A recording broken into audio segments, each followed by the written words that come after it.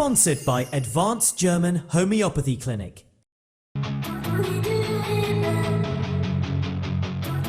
I'm Dr. Manoj Pujar, MD Homeopath, Classical Homeopath, Advanced German Homeopathy Clinic, Varicose Ulcer and Diabetic Wound Care Center.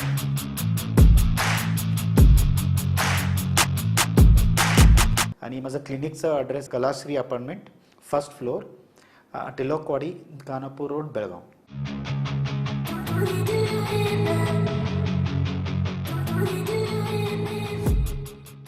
नमस्कार, मी श्वेता अंकले. Tarun Bharat news bulletin मध्ये आपल्या सर्वांचे स्वागत. आता पाहूया ठळक घडामोडी. दिल्ली येथे झालेल्या वोट चोरी विरोधी आंदोलन रॅलीनंतर परतलेल्या उपमुख्यमंत्री डी.के. शिवकुमार मंगळवारी हिवाळी अधिवेशनासाठी बेळगाव विमानतळावर दाखल होताच काँग्रेस कार्यकर्ते व समर्थकांनी उत्स्फूर्त स्वागत करत पुढील मुख्यमंत्री डी.के. शिवकुमार जिंदाबाद तसेच डी.के. अशा जोरदार घोषणा दिल्या. राज्यात सुरू असलेल्या नेतृत्व बदलाच्या चर्चांच्या पार्श्वभूमीवर सुरू होणाऱ्या हिवाळी अधिवेशनाला वेगळंच राजकीय महत्त्व प्राप्त झालंय.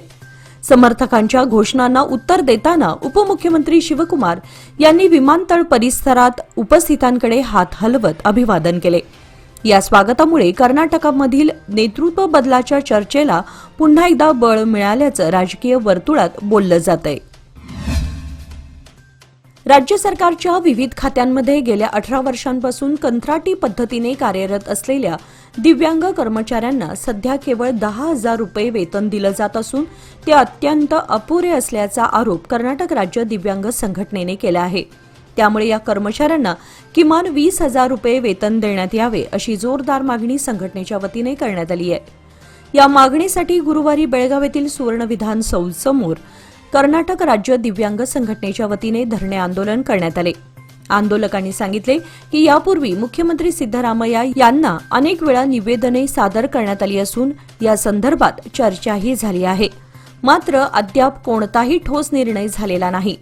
दिव्यांग नागरिकांवर सातत्याने अन्याय होत असून त्यांच्या सेवांचा योग्य विचार न करता त्यांच्याकडून दीर्घकाळ कंत्राटी पद्धतीने काम करून घेतले जात असल्याचे आंदोलकांचे म्हणणे आहे. त्यामुळे सरकारने दिव्यांग कर्मचाऱ्यांसाठी स्थायित्व, सामाजिक सुरक्षा आणि सन्मानजनक वेतन धोरण तातडीने लागू करावे अशी मागणी यावेळी करण्यात आली. सरकारने लवकरात लवकर निर्णय न घेतल्यास आंदोलन अधिक तीव्र केले जाईल असा इशाराही संघटनेच्या वतीने देण्यात आला. कर्नाटक राज्यातील लोहार समाजाने आज मंगळवार दिनांक 16 रोजी सुवर्णसौध येथे भव्य आंदोलन आयोजित केले. या आंदोलनाद्वारे समाजाने आपली विविध प्रलंबित मागण्या सरकारकडे मांडल्या. आंदोलनकर्त्यांच्या प्रमुख मागण्यांमध्ये लोहार समाजाला अनुसूचित जमाती प्रवर्गात समाविष्ट करणे, समाजातील विद्यार्थ्यांसाठी शिष्यवृत्ती योजना राबवणे, घरकुल योजना लागू करणे तसेच समाजासाठी आवश्यक मूलभूत सुविधा उपलब्ध करून देणे यांचा समावेश होता. सुवर्ण विधानसौध परिसरात आंदोलनकर्त्यांनी जोरदार घोषणाबाजी करून सरकारला तातडीने मागण्या मान्य करण्याचे आवाहन केले. SBI लाईफ घेऊन आलंय zero investment franchise opportunity. SBI सोबत बिझनेस करून कमाई करण्याची सुवर्ण संधी.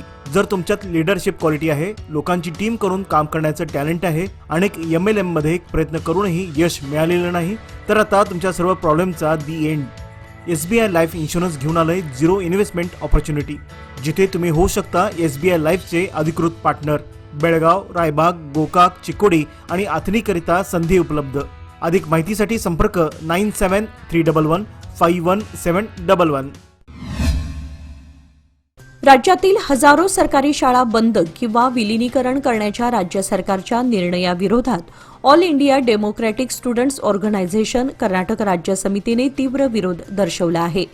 तसेच KPS मॅग्नेट योजना रद्द करून शाळा विलिनीकरणाचा आदेश तातडीने मागे घ्यावा अशी मागणी संघटनेच्या वतीने करण्यात आली आहे. या मागण्यांसाठी मंगळवारी बेळगाव जिल्हाधिकारी कार्यालयासमोर धरणे आंदोलन करण्यात आले होते. आंदोलनात all India democratic students organisation Belgaum शाखेचे पदाधिकारी व कार्यकर्ते मोठ्या संख्येने सहभागी झाले होते. विद्यार्थ्यांनी हातात विविध मागण्यांचे फलक घेऊन जोरदार घोषणाबाजी करत निषेध नोंदवला. यानंतर जिल्हाधिकाऱ्यांमार्फत राज्य सरकारला निवेदन सादर करण्यात आले. केपीएस मॅग्नेट योजना लागू झाल्यास ग्रामीण भागातील तसेच आर्थिकदृष्ट्या दुर्बल घटकातील विद्यार्थ्यांवर त्याचा गंभीर परिणाम होऊन ते शिक्षणापासून वंचित राहण्याची शक्यता असल्याचे निवेदनात नमूद करण्यात आले आहे. त्यामुळे सरकारने शाळा बंद करण्याऐवजी शिक्षणाचा हक्क जपत सरकारी शाळांचा दर्जा सुधारावा अशी मागणी यावेळी एडसोच्या वतीने करण्यात आली. बेळगाव बार असोसिएशनचे अध्यक्ष अॅडव्होकेट एस किवडसण्णवर यांच्या विरोधात 20 सप्टेंबर 2025 रोजी अविश्वास ठराव मंजूर करण्यात आला होता. या निर्णयाविरोधात अॅडव्होकेट किवडसण्णवर यांनी उच्च न्यायालयाच्या धारवाड खंडपीठात धाव घेत न्याय मागितला होता. या प्रकरणी वादी व प्रतिवादी पक्षांच्या वकिलांचे युक्तिवाद ऐकून घेतल्यानंतर न्यायालयाने अॅडव्होकेट किवडसण्णवर यांच्यावरील अविश्वास ठराव रद्दबातल ठरवला आहे. त्यामुळे अॅडव्होकेट एस किवडसण्णवर हेच पुढेही बेळगाव बार असोसिएशनच्या अध्यक्षपदी कायम राहणार आहेत. दरम्यान बेळगाव न्यायालय परिसरात 3 बोगस वकील प्रॅक्टिस करीत असल्याचा आरोप काही वकिलांनी केला आहे. या संदर्भात 26 नोव्हेंबर 2024 रोजी बार असोसिएशनकडे लेखी तक्रार दाखल करण्यात आली होती. या प्रकरणी संबंधितांवर योग्य ती कारवाई करावी अशी मागणी करण्यात आली आहे. कर्नाटकचे मुख्यमंत्री सिद्धरामय्या यांनी मंगळवार दिनांक 16 रोजी बेळगावातील चर्चला भेट दिली. यावेळी बिशप डेरिक फर्नांडिस यांनी मुख्यमंत्री सिद्धरामय्या यांचा यथोचित सत्कार केला. त्यानंतर मुख्यमंत्री सिद्धरामय्या यांनी केक कापून ख्रिसमस सणाच्या ख्रिस्ती बांधवांना शुभेच्छा दिल्या. या कार्यक्रमाला आर्च बिशप डेरिक फर्नांडिस, मंत्री के.जे. जॉर्ज, भैरती सुरेश, विधानसभेतील सत्ताधारी पक्षाचे मुख्य सचेतक अशोक पट्टन, विधान परिषदेचे सदस्य आयव्हन डिसोजा यांच्यासह अनेक मान्यवर व ख्रिस्ती समाज बांधव उपस्थित होते. कर्नाटक राज्य विकासाच्या मार्गावर असले तरी अद्यापही काही शहरांमध्ये मूलभूत आरोग्य सुविधांचा अभाव असल्याचं चित्र आहे. उत्तर कर्नाटकातील शिर्शी शहरामध्ये आजतागायत मल्टी स्पेशालिटी हॉस्पिटल उपलब्ध नसल्याने येथील नागरिकांना गंभीर आजारांवरील उपचारासाठी गोव्याच्या पणजीसारख्या ठिकाणी जावे लागते. या पार्श्वभूमीवर शिर्शी शहरातील नागरिकांनी बेळगाव येथे सुरू असलेल्या हिवाळी अधिवेशनाच्या काळात मोर्चा काढून तीव्र आंदोलन केले. शिर्शीमध्ये तातडीने आधुनिक आणि सुसज्ज मल्टी स्पेशालिटी रुग्णालय सुरू करावे अशी ठाम मागणी आंदोलकांनी सरकारकडे केली. आंदोलनात सहभागी नागरिकांनी सांगितले की अपघात, हृदयरोग, कर्करोग यासारख्या गंभीर आजारांवर स्थानिक पातळीवर अत्याधुनिक वैद्यकीय सुविधा उपलब्ध नाहीत. त्यामुळे वेळेवर उपचार मिळावेत आणि जीव वाचावा यासाठी इतर राज्यांवर अवलंबून राहावे लागत आहे. ही अत्यंत खेदजनक बाब आहे. शिर्शी सारख्या शहरांकडे राज्य सरकारने गांभीर्याने लक्ष द्यावे आणि त्वरित आरोग्य सेवांचा विस्तार करावा अशी एकमुखी मागणी यावेळी करण्यात आली. बागलकोट जिल्ह्यातील तेरदाळ तालुक्यातील महालिंगपूर शहराचा झपाट्याने होणारा विकास आणि वाढता लोकवस्तीचा वेग लक्षात घेता या शहराला तालुक्याचा दर्जा देण्यात यावा अशी जोरदार मागणी महालिंगपूर विकास वेदिकेच्या वतीने करण्यात आली आहे.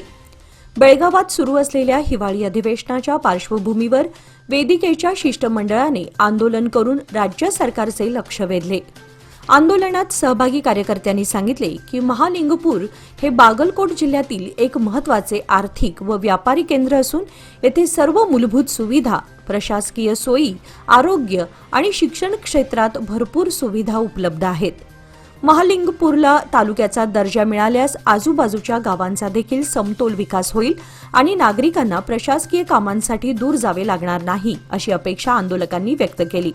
राज्य सरकारने लवकरात लवकर सकारात्मक निर्णय घ्यावा, अन्यथा पुढील टप्प्यात आंदोलन तीव्र करण्याचा इशारा देण्यात आला.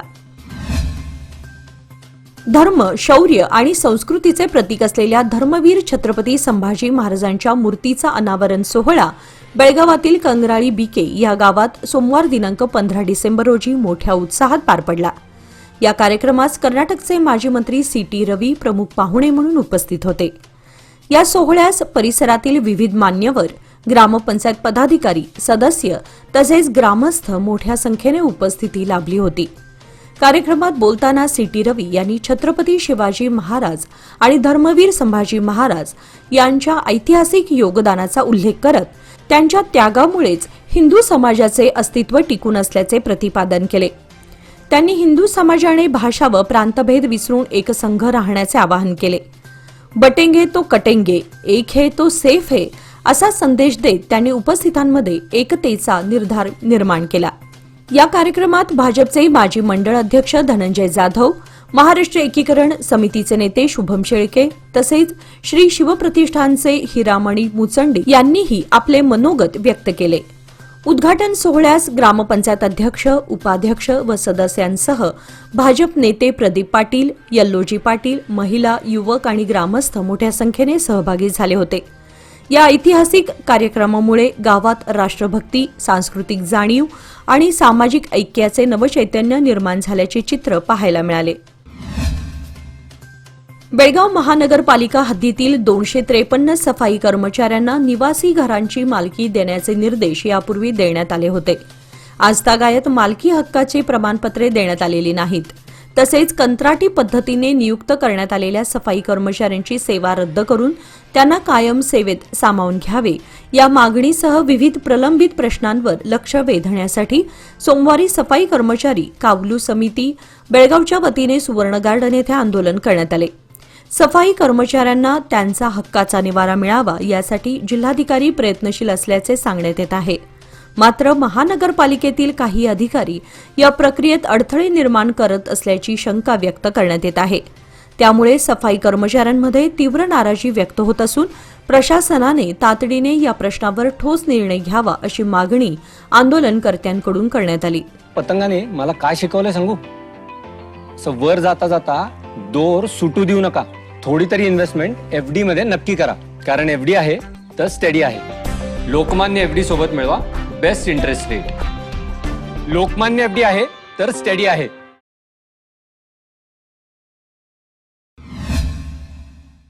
कर्नाटकातील प्रमुख जिल्ह्यांपैकी एक असलेल्या बेळगाव जिल्ह्याच्या विभाजनाच्या पार्श्वभूमीवर आता राज्य सरकारकडून आणखी एका महत्त्वाच्या जिल्ह्याच्या विभाजनावर चर्चा सुरू झाली आहे। दक्षिण कर्नाटकातील मोठा जिल्हा असलेला तुमकुर जिल्हा विभागण्याची मागणी सध्या जोर धरत आहे। बेळगावप्रमाणेच तुमकुर जिल्ह्याचेही प्रशासकीय सोयीसाठी विभाजन करून स्वतंत्र जिल्हा तयार करण्याचा प्रस्ताव चर्चेत आलाय। राज्यात अनेक वर्षांपासून विविध मोठ्या जिल्ह्यांचे विभाजन करून नवीन जिल्ह्यांची निर्मिती करावी अशी मागणी सातत्याने होत आहे। यामुळे स्थानिक प्रशासन अधिक सक्षम, जलद आणि लोकाभिमुख होईल असा युक्तिवाद समर्थकांकडून अधिवेशनात मांडला जात आहे। त्यामुळे बेळगाव जिल्हा लवकरच विभाजन होण्याच्या मार्गावर आला असल्याचे दिसून येत आहे। राज्यातील धनगर समाजाच्या विविध प्रलंबित प्रश्नांवर तातडीने तोडगा काढावा आणि समाजाच्या विकासासाठी ठोस योजना आखाव्यात या मागणीसाठी आज मंगळवार दिनांक 16 डिसेंबर रोजी बेळगाव जिल्हाधिकारी कार्यालयावर मोर्चा काढून निवेदन देण्यात आले। निवेदनात धनगर समाजाला बिदर, गुलबर्गा व यादगिरी जिल्ह्यांमध्ये अनुसूचित जातीचे आरक्षण लागू असताना राज्यातील इतर भागातील समाज या लाभापासून वंचित असल्याचे नमूद करण्यात आले आहे। त्यामुळे बेळगाव येथे सुरू असलेल्या हिवाळी अधिवेशनात हा विषय चर्चेला घ्यावा अशी मागणी करण्यात आली। याशिवाय कुरबर विकास निगमची स्थापना करून आगामी अर्थसंकल्पात 1000 कोटी रुपयांची तरतूद करावी अशी मागणी करण्यात आली आहे। जगद्गुरू श्री रेवण सिद्धेश्वर पंचपीठ स्थापन करून त्यासाठी 5 कोटी रुपयांचे अनुदान द्यावे, तसेच धनगर समाजातील स्वामीजी व पुजाऱ्यांना दरमहा 15,000 रुपये मानधन देण्यात यावे अशी मागणी करण्यात आली। क्रांतीवीर संगोळी रायांना व रेवण सिद्धेश्वर जयंती शासकीय पातळीवर साजरी करावी आणि आलेमारी कारागिरांच्या मुलांसाठी जिल्हा व तालुका स्तरावर कनक वसतिगृहे सुरू करावीत असेही निवेदनात नमूद करण्यात आले। या मागण्यांची राज्य शासनाने गांभीर्याने दखल घेऊन तातडीने निर्णय घ्यावा, अन्यथा तीव्र आंदोलन छेडण्यात येईल असा इशारा संघटनेच्या वतीने देण्यात आलाय। मुलांवर कोणताही दबाव न टाकता त्यांच्या आवडीनिवडींना प्रोत्साहन दिले पाहिजे। त्याचबरोबर पालकांची स्वप्ने पूर्ण करणे हे देखील मुलांचे कर्तव्य आहे असे प्रतिपादन महिला व बालविकास मंत्री लक्ष्मी हेब्बाळकर यांनी केले। मंगळवारी सुवर्ण विधानसौध येथील सभागृहात महिला व बालविकास तसेच दिव्यांग व ज्येष्ठ नागरिक सक्षमीकरण विभागांतर्गत कर्नाटक बालविकास अकादमीच्या विविध पुरस्कारांचे वितरण करताना त्या बोलत होत्या। प्रत्येक क्षण मुलांसाठी महत्त्वाचा असून वेळेचा योग्य वापर करावा असे आवाहनही त्यांनी यावेळी केले। मृत झालेल्या युवकाला रुग्णालयात दाखल करून उपचार देण्याचा आग्रह धरत काही जणांनी वैद्यकीय कर्मचाऱ्यांवर हल्ला करून रुग्णालयातील फर्निचरची तोडफोड केल्याची घटना रविवारी उशिरा रात्री अथणी शहरातील गुंजी गावी रुग्णालयात घडली. या प्रकरणी अथणी पोलीस ठाण्यात अज्ञात व्यक्तींविरोधात तक्रार दाखल करण्यात आली असून सीसीटीव्ही फुटेजच्या आधारे पोलिसांनी एकाला अटक करून चौकशी सुरू केली आहे. या घटनेचा तीव्र निषेध करत अथणी येथील इंडियन मेडिकल असोसिएशनच्या डॉक्टरांनी सोमवारी पोलीस उपअधीक्षक प्रशांत मुन्नोळी यांची भेट घेऊन दोषींवर कठोर कायदेशीर कारवाई करण्याची मागणी करणारे निवेदन दिले. कागवाड तालुक्यातील ऐनापूर हे अनेक गावांचे मध्यवर्ती ठिकाण असून येथील प्राथमिक आरोग्य केंद्राची इमारत पूर्णतः जीर्ण अवस्थेत आहे. रुग्णालयाच्या सभोवतालची जागा खासगी व्यक्तींनी अतिक्रमित केली आहे. पूर्वी डॉक्टर नसल्यामुळे गरीब व मध्यमवर्गीय नागरिकांना मोठ्या अडचणींचा सामना करावा लागत होता. सध्या वैद्यकीय अधिकारी डॉक्टर विकास कारची यांच्या नियुक्तीनंतर रुग्णसंख्या वाढली आहे. मात्र आरोग्य केंद्राची इमारत पूर्णतः जीर्ण झाली असून पावसाळ्यात गळती होत असल्याने मोठी गैरसोय निर्माण होत आहे. याचा परिणाम प्रसूतीसाठी येणाऱ्या महिलांवर होत असून संख्या घटली आहे. ऐनापूर प्राथमिक आरोग्य केंद्राचे उन्नतीकरण करून 25 खाटांचे सुसज्ज रुग्णालय उभारावे अशी मागणी ग्रामस्थांनी केली आहे. घटप्रभा धरण परिसरात शिकारीच्या उद्देशाने आलेल्या टोळीविरोधात चंदगड वन विभागाने धाडसी कारवाई करत मोठ्या प्रमाणात शिकारी साहित्य जप्त करून 11 जणांच्या टोळीतील 3 ताब्यात घेतले आहे. साळींदर शिकार प्रकरणानंतर लगेचच करण्यात आलेल्या या दुसऱ्या कारवाईमुळे संपूर्ण चंदगड तालुक्यात एकच खळबळ उडाली आहे. शुक्रवारी रात्री गस्तीदरम्यान संशयास्पदरित्या आढळलेल्या 2 कारपैकी एक कार पळून गेली तर दुसऱ्या कारमधून बंदूक व इतर साहित्य सापडले. वन विभागाने सडेगुडवळे परिसरात कारवाई करत बंदुकीची रिकामी केस, जिवंत काडतुसे, सर्चलाईट, धारदार हत्यारे व अन्य साहित्य असा सुमारे 5,21,115 रुपयांचा मुद्देमाल जप्त केला. या प्रकरणी लखन हेगडे, अनवर पटेल, इर्शाद नदाफ यांच्यासह एकूण 11 जणांविरोधात गुन्हा नोंदवण्यात आलाय. संशयित तुकाराम अमरुसकर, रिया जमादार व अमीन मुजावर यांना अटक करून न्यायालयात हजर करण्यात आले. प्रथम वर्ग न्याय दंडाधिकारी व्ही.एस. अगरवाल यांनी आरोपींना 19 डिसेंबर 2025 पर्यंत वन कोठडी सुनावली आहे. निपाणी येथील धर्मवीर संभाजीराजे चौकातील चबुतरा अवजड वाहनाच्या धडकेमध्ये ढासळला होता. यानंतर चबुतरा दुरुस्ती तात्काळ करून देणार असल्याचे संबंधित वाहन मालकाने सांगितले. मात्र महिना उलटला तरी अद्याप चबुतरा दुरुस्ती झाली नसल्याने शिवप्रेमीतून नाराजी व्यक्त केली जात आहे. बस स्थानकानजीक असलेला धर्मवीर संभाजीराजे चौक हा निपाणी शहरातील मुख्य चौक म्हणून ओळखला जातो. येथे चबुतरा निर्मिती 15 वर्षांपूर्वी करण्यात आली. यामुळे चौकाची शोभा वाढली. मात्र गेल्या महिन्यात 15 नोव्हेंबर रोजी पहाटे सिमेंट वाहतूक करणाऱ्या अवजड वाहनाने पादचाऱ्याला वाचवताना चबुतऱ्यास धडक दिली. यामुळे चबुतरा ढासळला. शिवप्रेमींचा संताप होणार याची त्वरित जाणीव झाल्याने संबंधित वाहन मालकाने तात्काळ हा चबुतरा दुरुस्त करून देण्याची तयारी दाखवली. मात्र आजतागायत हा चबुतरा दुरुस्त झालेला नाही. शहरात कोणत्याही दिशेने प्रवेश करताना या चौकातून जावं लागतं. अशावेळी हा ढासळलेला चबुतरा शिवप्रेमींच्या भावना दुखावणारा ठरत आहे. त्यामुळे तात्काळ या चबुतऱ्याची दुरुस्ती करण्याची मागणी होत आहे. याचबरोबर आजचे बातमीपत्र इथे संपले. अधिक माहिती आणि ताज्या घडामोडींसाठी पाहत रहा तरुण भारत न्यूज चॅनल. तसेच आमच्या चॅनलला लाईक, शेअर आणि सबस्क्राईब करायला विसरू नका. आणि विश्वासार्ह बातम्यांसाठी दररोज वाचा दैनिक तरुण भारत. धन्यवाद.